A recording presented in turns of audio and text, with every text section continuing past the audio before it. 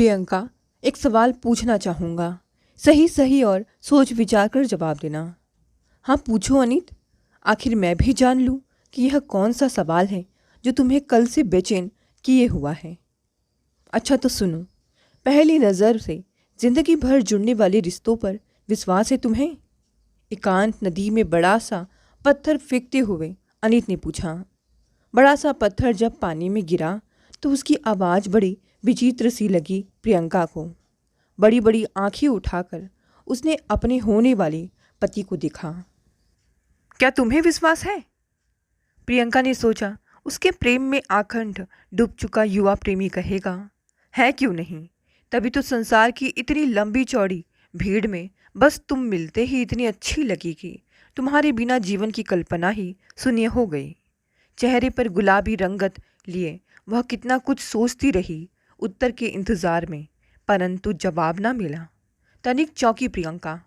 चुप अनित असामान्य सा लगा उसे। सारी चुहलबाजी कहीं खो सी गई थी जैसे। हमेशा मस्त बना रहने वाला ऐसा चिंतित सा लगने लगा, मानो पूरे संसार की पीड़ा उसी के अपने मन में समाई हो। उसे अपलक निहारने लगा। एक बारगी तो प्रियंका शर्मा गई। मन था जो बार बार वही शब्द सुनना चाह रहा था। सोचने लगी, इतनी मीठी मीठी बातों के लिए क्या अनित का तनाव उपयुक्त है?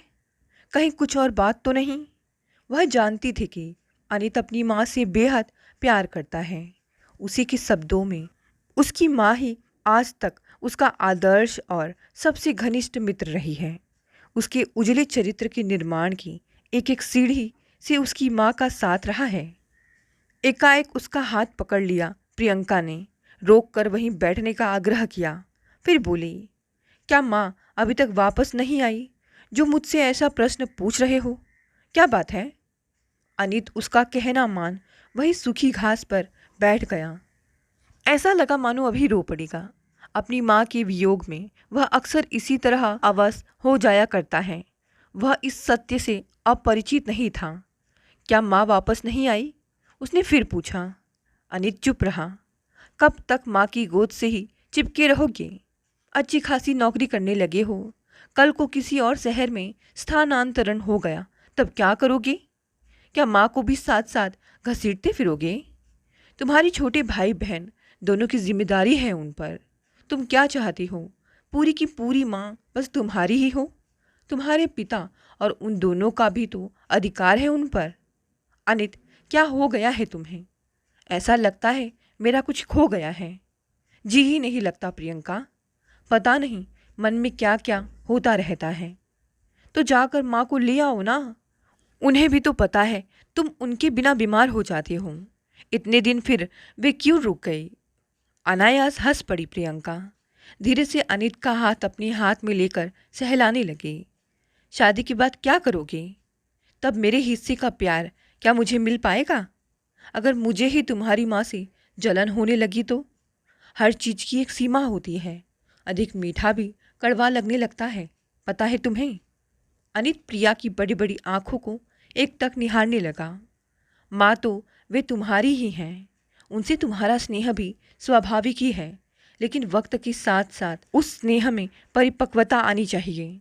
बच्चों की तरह माँ का आंचल अभी तक पकड़े रहना अच्छा नहीं लगता। अपने आप को बदलो। मैं अब चलूँ? एकाएक वह खड़ा हुआ और बोला, कल मिलोगी ना? आज की तरह गर्दन लटकाए ही मिलना है तो रहने दो। जब सचमुच मिलना चाहो तभी मिलना, वरना इस तरह मिलने का क्या फ़ायदा? एकाएक प्रियंका खींच उठी। वह कड़वा कुछ भी कहना तो नहीं चाहती थी, पर व्याकुल प्रेमी की जगह उसे व्याकुल पुत्र तो नहीं चाहिए था ना। हर नाते हर रिश्ते की अपनी अपनी सीमा, अपनी अपनी मांग होती है। नाराज क्यों हो रही हो प्रियंका? मेरी परेशानी तुम क्या समझो? अब मैं तुम्हें कैसे समझाऊं? क्या समझाना है मुझे, जरा बताओ। मेरी तो समझ से भी बाहर है तुम्हारा यह बचपना। सुनो, अब तभी मिलना जब माँ आ जाए। इस तरह दो हिस्सों में बंटकर मेरे पास मत आना। प्रियंका ने विदा ली। वह सोचने लगी, अनित कैसा विचित्र सा हो गया है कुछ ही दिनों में। कहाँ उससे मिलने को हर पल व्याकुल रहता था। उसकी आंखों में खो सा जाता था।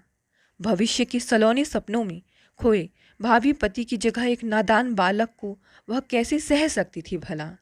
उसकी खीज और आक्रोश स्वाभाविक ही था। 2 दिन तक वह जानबूझकर अनित से बचती रही। बार बार उसका फ़ोन आता पर किसी न किसी तरह टालती रही। चाहती थी इतना व्याकुल हो जाए कि स्वयं उसके घर चलकर आ जाए। तीसरे दिन सुबह सुबह द्वार पर अनित की माँ को देखकर प्रियंका हैरान रह गई। पूरा परिवार समधिन की आवभगत में जुट गया। तुमसे अकेले में कुछ बात करनी है। उसके कमरे में आकर धीरे से माँ बोली तो कुछ संशय सा हुआ प्रियंका को। इतने दिन से अनित घर क्यों नहीं आया बेटी? मैं कल रात लौटी तो पता चला। क्या वह तुमसे मिला था? जी? वह अवाक रह गई। 2 दिन पहले मिले थे, तब उदास थे आपकी वजह से। मेरी वजह से? उसे क्या उदासी थी? अगर उसे पता चल गया कि मैं उसकी सौतेली माँ हूँ तो इसमें मेरा क्या कसूर है? लेकिन इससे क्या फ़र्क पड़ता है? वह मेरा बच्चा है, इसमें संशय कैसा? मैंने उसे अपने बच्चों से बढ़कर समझा है। मैं उसकी माँ नहीं हूँ तो क्या हुआ? पाला तो माँ बनकर है ना। ऐसा लगा जैसे बहुत विशाल भवन भर भरा कर गिर गया हो। न जानी माँ कितना कुछ कहती रही और रोती रही। सारी कथा प्रियंका ने समझ ली। कांच की तरह सारी कहानी कानों में चुभने लगी। इसका मतलब है कि इसी वजह से परेशान था अनित और वह कुछ और ही समझकर भाषणबाजी करती रही। उसे समझाकर घर ले आ बेटी। सूना घर उसके बिना काटने को दौड़ता है मुझे। उसे समझाना। माँ आंसू पोंछते हुए बोली। जी। रो पड़ी प्रियंका स्वयं भी। सोचने लगी कहाँ खोजेगी उसे अब। बेचारा बार बार बुलाता रहा। शायद इस सत्य की पीड़ा को उसे सुनाकर कम करना चाहता होगा और वह अपनी ही जिद में उसे अनसुना करती रही। माँ आगे बोली। मैंने उसे जन्म नहीं दिया तो क्या मैं उसकी माँ नहीं हूँ? 2 महीने का था तब। रातों रातों को जाग कर उसे सुलाती रही हूँ। कम मेहनत तो नहीं की। अब क्या वह घर ही छोड़ती का? मैं इतनी बुरी हो गई? वे आपसे बहुत प्यार करते हैं माँ जी। उन्हें यह बताया ही किसने? क्या ज़रूरत थी यह सच कहने की? पुरानी तस्वीरें सामने पड़ गई बेटी। पिता के साथ अपनी माँ की तस्वीर देखी तो उसने पिता से पूछ लिया, आपके साथ यह औरत कौन है? वे बात संभाल नहीं पाए, झट से बोल पड़े, तुम्हारी माँ है। बहुत रोया तब। ये बता रहे थे, बार बार यही कहता रहा। आपने बताया क्यों? यही कह देते कि आपकी पहली पत्नी थी। यह क्यों कहा कि मेरी माँ भी थी? अब जो हो गया सो हो गया बेटी। इस तरह घर क्यों छोड़ दिया उसने? जरा सोचो, पूछो उससे। किसी तरह भावी सास को विदा तो कर दिया प्रियंका ने, परंतु मन के भीतर कहीं दूर तक अपराध बोध सालने लगा। कैसी पागल है वह और स्वार्थी भी, जो अपना प्रेमी तलाशती रही उस इंसान में जो अपना विश्वास टूट जाने पर उसके पास आया था। उसे महसूस हो रहा होगा कि उसकी माँ कहीं खो गई है, तभी तो पहली नज़र से जीवन भर जुड़ने के नातों में विश्वास का विषय शुरू किया होगा। कुछ राहत चाहिए होगी उससे, और उसने उल्टा जली कुटी सुनाकर भेज दिया। उसके माता पिता और दोनों छोटे भाई समीप सिमट गए। चंद शब्दों में प्रियंका ने उन्हें सारी कहानी सुना दी। तो इसमें घर छोड़ देने वाली क्या बात है? अभी फ़ोन आएगा तो उसे घर ही बुला लेना। हम सब मिलकर समझाएंगे उसे। यही तो दोष है आज की पीढ़ी में, जो उससे काम लेंगे और होश का पता ही नहीं। पिताजी प्रियंका को समझाने लगे, फिर आगे बोले, कैसा कठोर है यह लड़का। अरे जब माँ ही बनकर पाला है तो नाराज़गी कैसे? उसे भूखा प्यासा तो नहीं रखा ना। उसे पढ़ाया लिखाया है, अपने बच्चों जैसा ही प्यार दिया है। और देखो ना कैसे उसे ढूंढती हुई यहाँ भी चली आई। अरे भाई, अपनी माँ क्या करती है? यही सब ना। अब और क्या करी वे बेचारी। यह तो सरासर नाइंसाफ़ी है अनित की। अरे भाई, उसके कार्यालय का फ़ोन नंबर है क्या? उससे बात करनी होगी। पिता दफ्तर जाने तक बड़बड़ाते रहे। छोटा भाई कॉलेज जाने से पहले धीरे से पूछने लगा, क्या मैं अनित भैया के दफ्तर से होता आऊँ?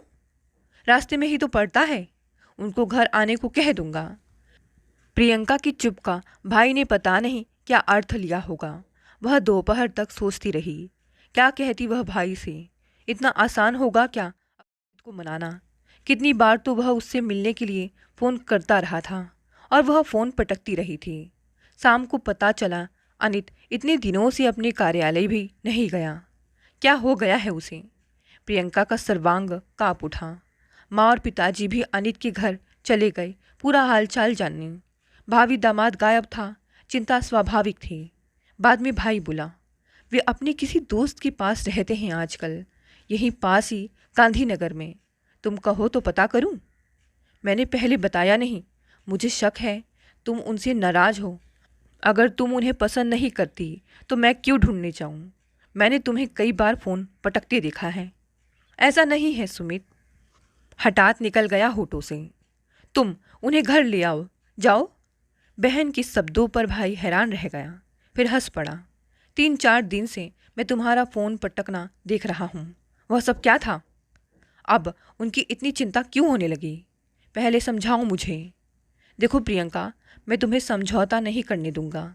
ऐसा क्या था जिस वजह से तुम दोनों में अबोला हो गया? नहीं सुमित, उनमें कोई दोष नहीं है। तो फिर वह सब मेरी ही भूल थी। मुझे ही ऐसा नहीं करना चाहिए था। तुम पता करके उन्हें घर ले आओ। रो पड़ी प्रियंका भाई के सामने अनुनय विनय करते हुए। मगर बात क्या हुई थी, यह तो बताओ। मैंने कहा ना, कुछ भी बात नहीं थी। सुमित भौचक्का रह गया। अच्छा, तो मैं पता करके आता हूँ। बहन को उसने बहला दिया, मगर लौटा खाली हाथ ही, क्योंकि उसे अनित वहाँ भी नहीं मिला। बोला, पता चला कि सुबह ही वहाँ से चले गए हैं अनित भैया। उनके पिता उन्हें आकर साथ ले गए। अच्छा? प्रियंका को तनिक संतोष हो गया। उनकी माँ की तबीयत अच्छी नहीं थी, इसीलिए चले गए। पता चला वे अस्पताल में हैं। चुप रही प्रियंका। माँ और पिताजी का इंतज़ार करने लगी। घर में इतनी आज़ादी और आधुनिकता नहीं थी कि खुलकर भावी पति के विषय में बातें करती रहे, और छोटे भाई से तो कदापि नहीं। जानती थी भाई उसकी परेशानी से अवगत होगा, और सचमुच वह बार बार उससे कह भी रहा था, उनके घर फ़ोन करके देखूं? तुम्हारी सास का हालचाल रहने दो, अभी माँ आएंगी तो पता चल जाएगा। तुम भी तो अनित भैया के विषय में पूछ लो ना। भाई ने छेड़ा या गंभीरता से कहा, वह समझ नहीं पाई। चुपचाप उठकर अपने कमरे में चली गई। काफ़ी रात गई माँ और पिताजी घर लौटे। उस समय कुछ बात ना हुई, परंतु सुबह सुबह माँ ने जगा दिया।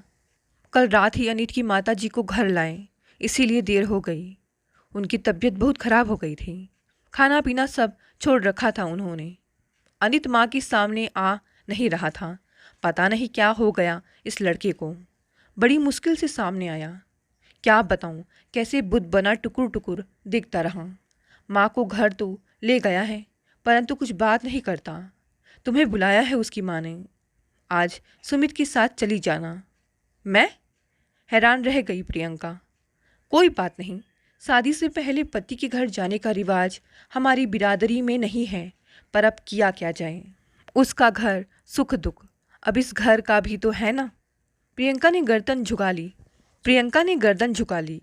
कॉलेज जाते हुए भाई उसे उसकी ससुराल छोड़ता गया। पहली बार ससुराल की चौखट पर पैर रखा। ससुर सामने पड़ गए, बड़े स्नेह से भीतर ले गए। फिर ननंद और देवर ने घेर लिया। अनित की माँ तो उसके गले से लगकर जोर जोर से रोने लगी। बेटी, मैं सोचती थी मैंने अपना परिवार एक गाढ़ में बांध कर रखा था। अनित को सगी माँ से भी ज़्यादा प्यार किया है। मैं कभी सौतेली नहीं बनी।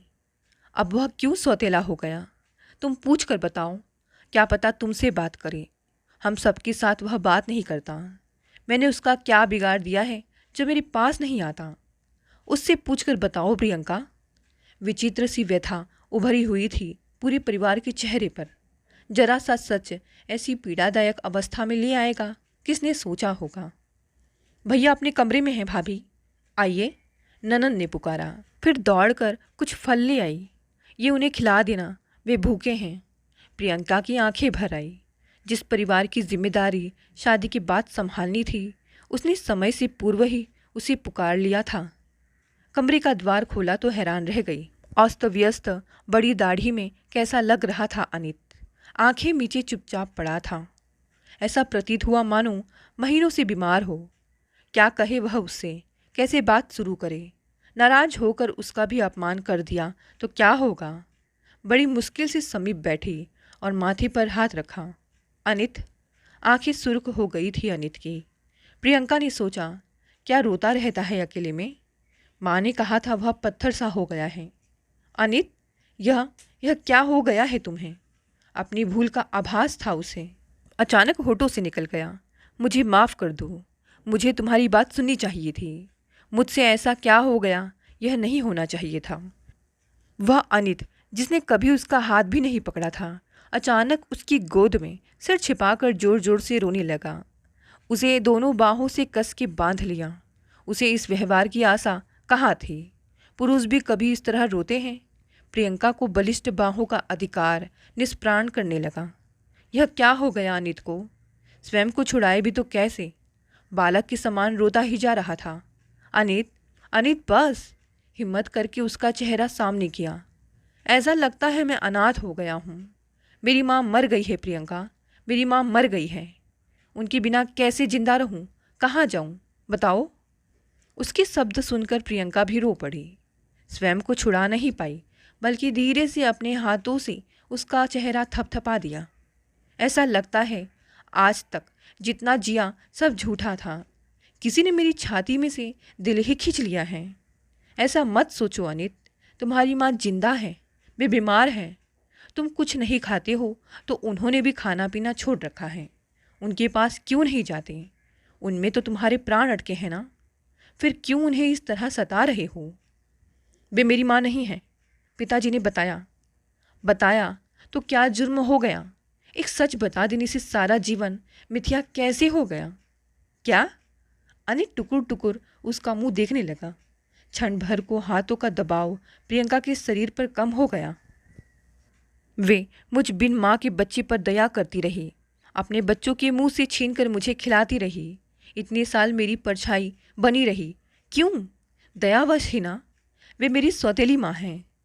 दया इतने वर्षों तक नहीं निभाई जाती अनित। 2-4 दिन उनके साथ रहे हो क्या, जो ऐसा सोच रहे हो। वे बहुत प्यार करती है तुमसे, अपने बच्चों से बढ़कर हमेशा तुम्हें प्यार करती रही। क्या उसका मोल इस तरह सौतेला शब्द कहकर चुकाओगे। कैसे इंसान हो तुम। एकाएक उसे परे हटा दिया प्रियंका ने। बोली, उन्हें सौतेला जान जो पीड़ा पहुंची थी, उसका इलाज उन्हीं की गोद में है अनित, जिन्होंने तुम्हें पाल पोस कर बड़ा किया। मेरी गोद में नहीं, जिससे तुम्हारी जान पहचान कुछ ही महीनों की है। तुम अपनी माँ के नहीं हो पाए तो मेरे क्या होगे। कैसे निभाओगे मेरे साथ। लपक कर उसका हाथ पकड़ लिया अनित ने। मैं अपनी माँ का नहीं हूँ। तुमने यह सोच कैसे लिया। तो उनसे बात क्यों नहीं करते। क्यों इतना रुला रहे हो उन्हें।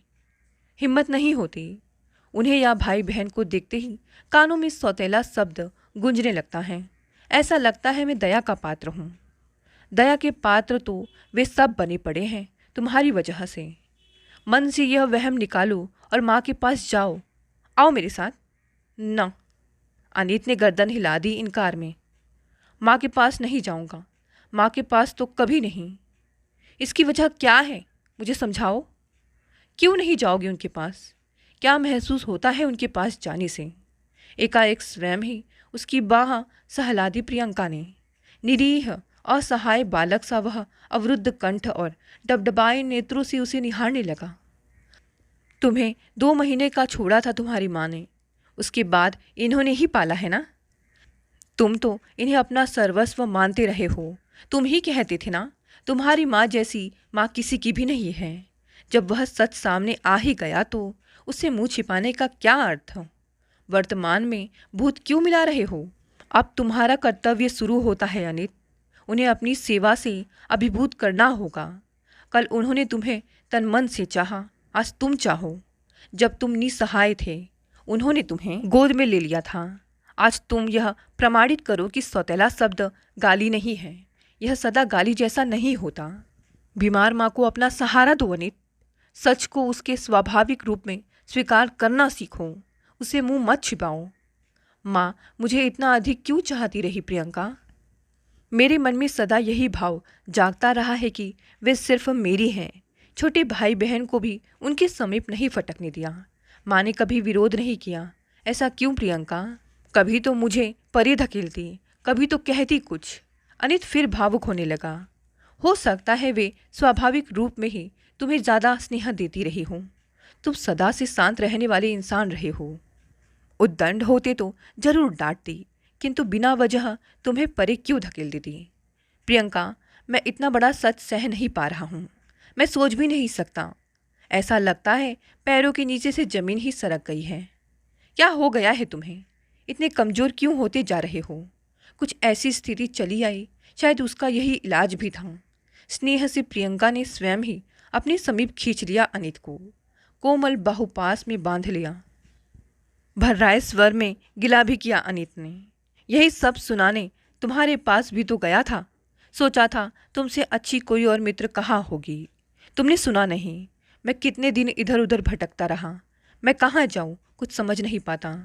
माँ के पास चलो, आओ मेरे साथ। मैं जानती हूँ उन्हीं के पास जाने को छटपटा रहे हो। चलो उठो। अनित चुप रहा। भाभी पत्नी की आंखों में कुछ ढूंढने लगा। प्रियंका तनिक गुस्से से बोली, जीवन में बहुत कुछ सहना पड़ता है। यह जरा सा सच भी नहीं सह पा रहे हो तो बड़े से बड़े सच कैसे सहोगे? आओ मेरे साथ चलो। अनित खामोशी से उसे घूरता रहा। देखो, आज तुम्हारी माँ इतनी मजबूर हो गई है कि मेरे सामने हाथ जोड़े हैं उन्होंने। तुम्हें समझाने के लिए मुझे बुला भेजा है। तुम तो जानते हो हम लोगों में शादी से पहले एक दूसरे के घर नहीं जाते, परंतु मुझे बुलाया है उन्होंने तुम्हें समझाने के लिए। अपनी माँ का और मेरा मान रखना होगा तुम्हें। मेरे साथ अपनी माँ और भाई बहन से मिलना होगा और बड़ा भाई बनकर उनसे बात करनी होगी। उठो अनित, चलो चलो ना। अपने अस्तित्व में समाये बालक समान सुबकते भावी पति को कितनी देर सहलाती रही प्रियंका। आंचल से कई बार चेहरा भी पूछा। अनित उधेड़ बुन में था। बोला, माँ मेरे पास क्यों नहीं आती? क्यों नहीं मुझे बुलाती? वे तुम्हारी माँ है, तुम उनके बेटे हो। वे क्यों आए तुम्हारे पास? तुम स्वयं ही रूठे हो, स्वयं ही मनाना होगा तुम्हें। पिताजी माँ को मेरे कमरे में नहीं आने देना चाहते। मैंने उन्हें माँ को रोकते सुना है। ठीक है तो कह रहे हैं, उनकी भी पत्नी के मान सम्मान का प्रश्न है। तुम उनके बच्चे हो तो बच्चे ही क्यों नहीं बनते? क्या यह जरूरी है कि सदा तुम ही अपना अधिकार प्रमाणित करते रहो? क्या उन्हें हक नहीं है? बड़ी मुश्किल से प्रियंका ने उसे अपने शरीर से अलग किया। प्रथम स्पर्श अनुभूतियाँ एक अलग ही वातावरण और उलझे हुए वार्तालाप की भेंट चढ़ चुकी थी। ऐसा लगा ही नहीं कि पहली बार उसे छुआ है। साधिकार उसका मस्तक चूम लिया प्रियंका ने। प्रियंका पर पूरी तरह आश्रित वह धीरे से उठा। तुम भी साथ चलोगी ना? हाँ, वह तनिक मुस्कुरा दी। फिर उसका हाथ पकड़कर सचमुच वह बीमार माँ के समीप चला आया। अस्वस्थ और कमजोर माँ को बाहों में बांध जोर जोर से रोने लगा। मैंने तुमसे कितनी बार कहा है तुम मुझे छोड़कर कहीं मत जाया करो। उसे गोद में लेकर चूमते हुए माँ रोने लगी। छोटी बहन और भाई शायद इस नई कहानी से पूरी तरह टूट से गए थे, परंतु अब फिर जुड़ गए थे। बड़े भाई ने माँ पर सदा से ही ज़्यादा अधिकार रखा था। इसकी उन्हें आदत थी। अब सभी प्रश्न दिखाई दे रहे थे। तुम कहीं खो सी गई थी माँ, कहाँ चली गई थी बोलो? पुत्र के प्रश्न पर माँ धीरे धीरे समझाने लगी। देखो अनित, सामने प्रियंका खड़ी है, क्या सोचेगी? अब तुम बड़े हो गए हो, तुम्हारे लिए भी बड़ा हो गया हूँ क्या? नहीं रे। स्नेह से माँ उसका माथा चूमने लगी। आजा बेटी, मेरे पास आजा। माँ ने प्रियंका को पास बुलाया और स्नेह से गले लगा लिया। छोटा बेटा और बेटी भी माँ की गोद में सिमट आए। पिताजी चश्मा उतार कर आंखें पोंछने लगे। प्रियंका बारी बारी से सबका मुंह देखने लगी। वह सोच रही थी, क्या शादी के बाद वह इस माँ के स्नेह के प्रति कभी उदासीन हो पाएगी? क्या पति का स्नेह बढ़ते देख ईर्ष्या का भाव मन में लाएगी? शायद नहीं, कभी नहीं। दोस्तों, कहानी यहीं समाप्त हो गई। कहानी पसंद आई तो इसे लाइक शेयर कमेंट करें। नए हैं तो चैनल को भी सब्सक्राइब कर लें। धन्यवाद दोस्तों, मिलते हैं अगली नई कहानी से।